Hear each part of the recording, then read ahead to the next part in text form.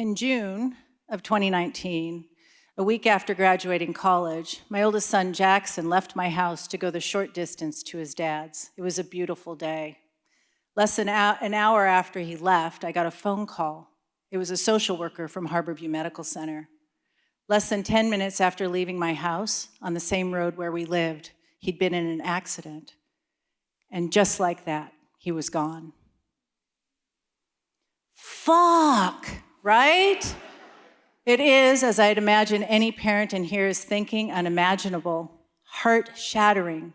It is the kind of loss that irrevocably changes you, and no part of your world is ever the same. In the aftermath, my world got really small. I couldn't go to Sounders games.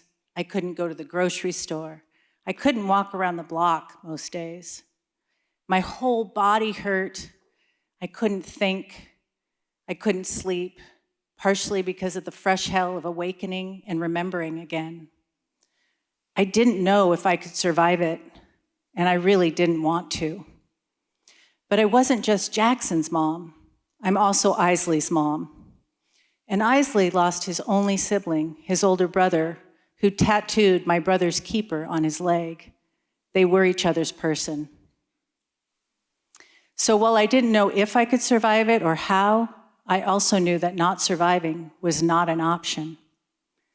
At some point, I got introduced to a thing called the grief jars, a visual metaphor created in the 1970s. And it really helped me understand that even though our culture thinks with time we're going to get over our loss, that's not true. Profound loss stays with us. I'm never going to miss him less. What I came to understand was that in order to move forward and really live, I had to figure out how to expand my jar, how to create more capacity so I could move forward with the loss. Francis Weller talks about grief as being something that's feral, something that's alive and wild and untamed within us. It demands our attention. I learned that in order to increase my jar, I needed to engage with my grief.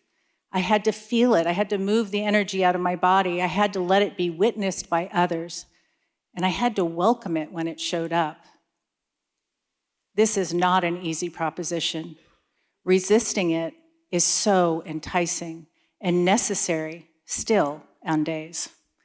Smoking pot, drinking, overeating, binge watching, sleeping too much, sex, these are all ways that we can lighten the weight, distract ourselves for a moment, but they don't expand the jar. Grace and self-kindness have been so important because I've spent lots of time doing all of these, well, not the sex. Sorry, Isley. I wish the sex. But honestly, I've tried to dip my toe in the dating pool again in the last year, and it's been a little, maybe a talk for another night. In the early days after the loss, I sat in my backyard and I said, fuck you to the universe over and over and over. I got Bill and Mia, mutual rescue pets, who demanded I get up every day. I went to Jamaica and I did a psilocybin journey with other bereaved parents. I've gone on road trips. I walk in nature. I have a grief therapist. I've done lots of things. And in the last few years, I've had a weekly date with several good friends where we swim in cold water, where tears and swearing and discussions of all things menopause are welcome. David Kessler writes about finding meaning as the 6th stage of grief. And there's something really beautiful in the idea of finding meaning in something so devastating.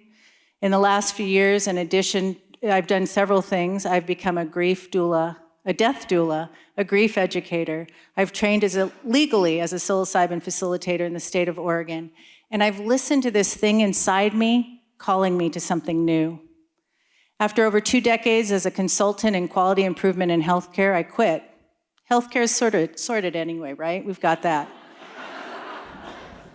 And I opened a practice as a grief doula to walk with others as they walk their journey of grief, whatever their loss, and also to support them in finding ways to expand their jar. When Jackson was born, I became something new, I became mom. When Jackson died, and living with the loss of him, I've become something new again. Thank you.